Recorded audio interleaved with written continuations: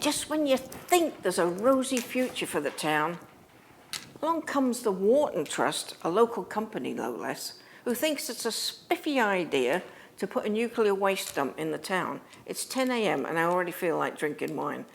Our last output was Ben Houchin's video about his thoughts against the nuclear dump. By the way, thank you to everybody who's been sending us information on this topic. It's really appreciated. Some information didn't pan out and prove true, and we're still researching more. But coming up now in this report, a leaked email to our dear friend Anthony Frayne. Remember him from the elections? He was Jonathan Brash's campaign agent, as well as most of the other Labour councillors. Well, this email to Anthony is from Sasha Bedding, Chief Executive of the Wharton Trust. And if you think it's only Labour councillors we'll be calling out, hold your beer. But first, let's fill you in on what they're not telling you about situating a nuclear waste site in a town. What about house prices? Oh, they won't be affected. Oh, really? Let me ask you. Would you buy a house in a town that has a nuclear waste dump? Say no more on that one. To those who say it's perfectly safe, call me skeptic. They can't even keep the slabs in the bloody seawall at the headland. Did you know there's a difference in levels of nuclear waste? There's low, intermediate, and high level. And the vast majority of the waste, about 90% apparently, is low level. So that's most of it they probably want to come Hartlepool's way. And even with the storage of low levels of radiation, there have been accidents, such as here in the USA, the nuclear waste storage tank leak in Washington State. In February 2014, there was an explosion in New Mexico. Here's the report from The Ecologist. Quote, a heat-generating chemical reaction, the Department of Energy calls it deflagration rather than an explosion. Stop the quote, Steve, stop the quote. I looked up deflagration because I didn't know what that was.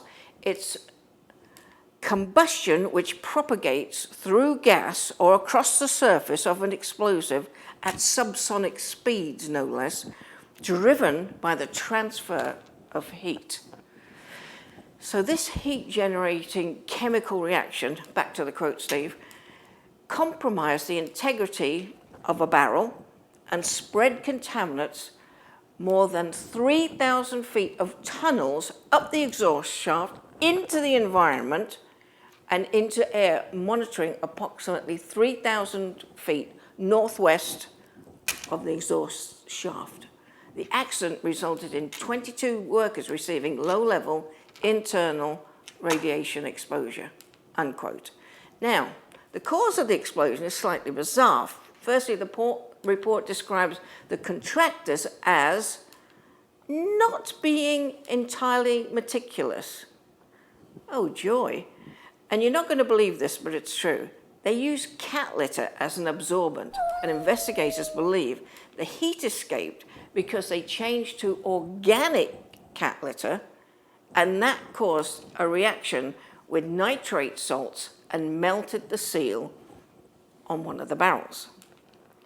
And this is with the low-level radiation stuff. Here's another ponderance that will tank house prices. Have you given any thought as to how they might be transporting all this nuclear waste into the area? Hope they won't be using Miramax or the A19 come to that, as there's always crashes there. Still, if there was an accident, they could get them to a hospital quick enough. Oh, wait, we still have no hospital. Jill Mortimer, we're counting on you. Even if we did, would it cope with the results of a radioactive leakage into the atmosphere? So we, and now hopefully you, now you know a few more details, won't be duped by the pandering. We all need to fight this tooth and nail.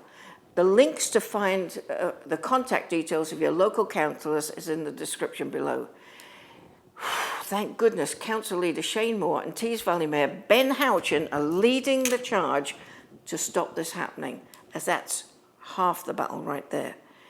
But this is too big an issue and hugely detrimental to the town for anyone to be a shrinking violet. So councillors have to be told that you don't want it. If there's the slightest traction to further this idea, you won't be able to stop it. So we flat out call on all councillors to go on the record and declare if they're for a nuclear dump or against it. Silence is consent.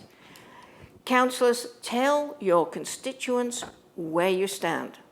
Social media, put out a press release, we don't care. Just be honest, and all 36 of you, let everyone know where you stand. We're told on very good authority, Hartlepool MP Jill Mortimer joins Conservative Ben Houchin and is very strongly opposed to the proposal. We have a request in for an interview.